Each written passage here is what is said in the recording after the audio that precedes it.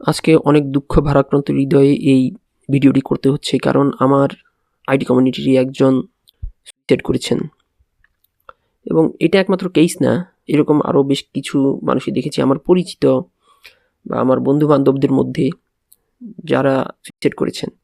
যে কারণে আমার কাছে মনে হচ্ছে এই জিনিস নিয়ে আসলে কথা বলা দরকার। কারণ একটা মানুষ যখন সুইসাইড করে তার আগ মুহূর্ত পর্যন্ত কিন্তু তার আশেপাশের মানুষরা কিন্তু এটা বুঝতে পারে না যে সে সুইসাইড করতে যাচ্ছে। কারণ সেটা যদি হতো তাহলে হয়তো এর অনেক আগেই তার আশেপাশের মানুষরা হয়তো ব্যবস্থা নিত যাতে সে এরকমটা না করে। কিন্তু বাস্তবতা হচ্ছে যারা এই কাজটা করে, যখন করে তার আগ মুহূর্ত পর্যন্ত কিন্তু তাদেরকে আমরা বুঝি না, বুঝতে পারি না। আর বুঝতে পারবো কিভাবে? আসলে আমরা দুনিয়াতে এতটাই বিজি হয়ে যাচ্ছি, এতটাই ডিজিটালাইজড হয়ে যাচ্ছি যে আসলে আমার পরিচিত কোনো মানুষ সে আসলে কীরকম ট্রমাটাইজড অবস্থার মধ্যে দিয়ে যাচ্ছে এই জিনিসটা দেখার ফুরসত কিন্তু আমাদের হচ্ছে না।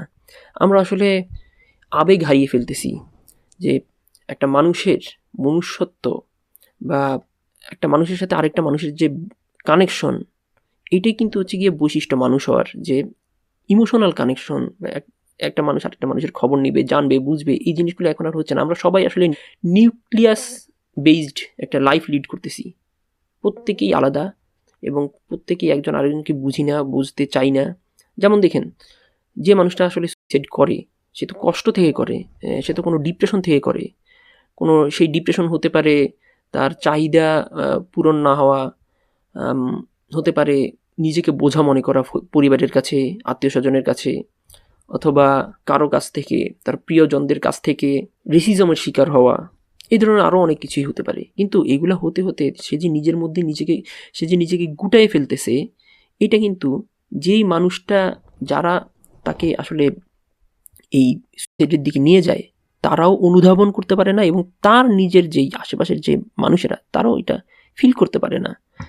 এখন কথা হচ্ছে, এই ধরনের সুইসাইডাল কেস মানুষ কেন কখন এই ধরনের ডিসিশন নেয়? যখন মানুষ আসলে একাকী হয়ে যায়, যখন সে তার কষ্টগুলো কারোর সাথে শেয়ার করতে পারে না। দেখেন, এই যতগুলো সুইসাইডাল কেস ঘটে, এই ধরনের মানুষগুলো যদি তাদের কষ্টের কথা কোনো একজনের কাছে যদি শেয়ার করতে পারতো, আমি মোটামুটি নিশ্চিত করে বলতে পারি এই কেসগুলা 80% হয়তো হইতো না। কিন্তু দেখা যায় সে কার সাথে শেয়ার করবে? সে যদি বন্ধু-বান্ধবদের সাথে শেয়ার করতে যায়, হয়তো বন্ধু-বান্ধবরা বলবে, এটা নিয়ে মজা করবে আর কি। আমাদের দেশে আসলে ফ্রেন্ড কালচারে এরকমটাই হয় যে, কিরে তুই কি বলিস? আরে ধুরো, যা মামা, এগুলো কিছুই না। এভাবে উড়ায় দেয় আর কি জিনিসগুলা হাসি ঠাট্টা করে। বাবা মার কাছে বলবে, বাবা মা হয়তো এগুলোকে হয়তো পাত্তাও দিবে না, হয়তো বলবে যে আমাদের সময় তো এগুলো কিছুই ছিল না, এত এত ডিপ্রেশন কেন, ব্লা ব্লা। সে তার বেটার হাফের কাছে বলবে, হয়তো বেটার হাফ তাকে তার নিজের জীবনের কষ্টের কথা শুনাই দিবে আর কি। বিভিন্ন কারণেই দেখা যায় যে কষ্টটা শেয়ার করার মতো কেউকে না পেয়ে এই ধরনের কাজ করতে একটা মানুষ শেষ পর্যন্ত সিদ্ধান্ত নেয়। যদি এটা কোনো সমাধান না, তার কাছে মনে হয় এটা করতে গেলে এই যন্ত্রণা থেকে মুক্তি পাচ্ছে। কিন্তু এটার কারণে এই যন্ত্রণা যে তার উপর ডিপেন্ডেন্ট অন্যান্য ফ্যামিলি মেম্বারদের উপরে ট্রান্সফার হতে পারে, এই জিনিসটা হয়তো সে তখন চিন্তা করতে পারে না। কারণ এই ডিসিশনটা একটা মানুষ তখনই নেয় যখন সে আসলে এই কষ্টটা আর বিয়ার করতে পারে না, এবং তার ব্রেইন আসলে ওরকম সুস্থ অবস্থায় নেই যখন সুস্থভাবে একটা লজিক্যাল ডিসিশন সে নিতে পারবে। আপনাদের কারো যদি এরকম ডিপ্রেশনের মধ্যে দিয়ে যেতে হয়, আপনাদেরকে বলবো এই জিনিসটা করার আগে সবসময় চিন্তা করবেন যে এটা কি আসলে কোনো সলিউশন দিবে কিনা।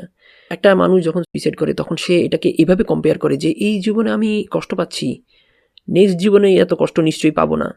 কিন্তু ভাই, ব্যাপারটা হচ্ছে পরের জীবন বা পরকালকে তো আপনি দেখেনই নাই।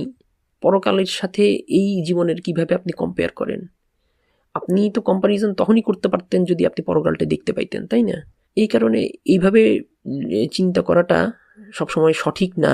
সব ধর্মেই কিন্তু সুইসাইড করাটা কি পাপ হিসেবেই দেখা হয়। সুতরাং ধর্মীয় দিক থেকে সুইসাইড করাটা নিষেধ। এখন আমরা আসলে কি করব? এরকম ডিপ্রেশনের মধ্যে দিয়ে যখন কেউ যাবে, আপনারা কেউ যদি এরকম ডিপ্রেশনের মধ্যে দিয়ে যান, যখন আপনার মনে হচ্ছে যে সুইসাইড করা উচিত, তখন প্লিজ এই কথাগুলো কারোর সাথে শেয়ার করুন। কেউকে যদি না পান, অন্তত আমার সাথে শেয়ার করবেন, কোনো সমস্যা নাই। ইনবক্সে আপনি আমাকে নক দিতে পারেন, একজন ভালো শ্রোতাও হয়তো পাবেন। আর আমি আপনাদেরকে বলবো, আপনাদের আশেপাশে কেউ যদি এরকম দেখেন যে ডিপ্রেশনের মধ্যে দিয়ে যাচ্ছে, তাহলে তার সাথে এরকম মজা না করে তাকে তার কথাগুলো শুনুন, তাকে সান্ত্বনা দিন। সে যেই কারণে ডিপ্রেশনের মধ্যে দিয়ে যাচ্ছে সেটাকে জাজ করার দরকার নাই। হয়তো লজিক্যালি সে ভুল, তারপরে সেটা তখন তাকে ওই লজিকটা খণ্ডানোর দরকার নাই, তখন দরকার নাই অন্তত, কারণ ওইটা সেই সময় না। প্রতিটা জিনিসেরই একটা স্থান কাল পাত্র আছে, সেটা আমাদেরকে বুঝতে হবে। আপনি যদি তার সাথে সময় কাটান তাহলে সে হয়তো একটা সম্ভাব্য একটা সুইসাইডাল একটা কেসের মধ্য থেকে বেঁচে যেতে পারে ইনশাআল্লাহ। আর এই ধরনের কেউকে যদি আপনি দেখেন ডিপ্রেশনের মধ্যে যাচ্ছে, তাদেরকে সময় দিন তাদের সাথে। আর আপনাদেরকেও বলতেছি যারা ডিপ্রেশনের মধ্যে দিয়ে যাচ্ছেন, আপনারা নিজেদেরকে সময় দিন। যে কোনো কাজে ব্যস্ত থাকুন, নিজে ব্যস্ত থাকুন। সেটা যে কোনো কাজ হতে পারে, খেলাধুলা হতে পারে, যে কোনো কিছু।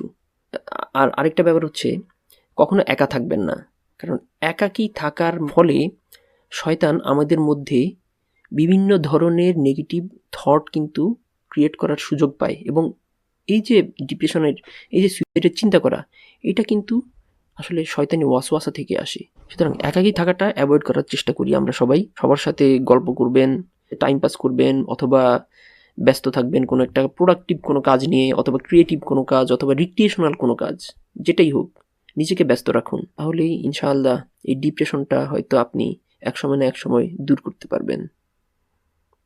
ভালো থাকবেন।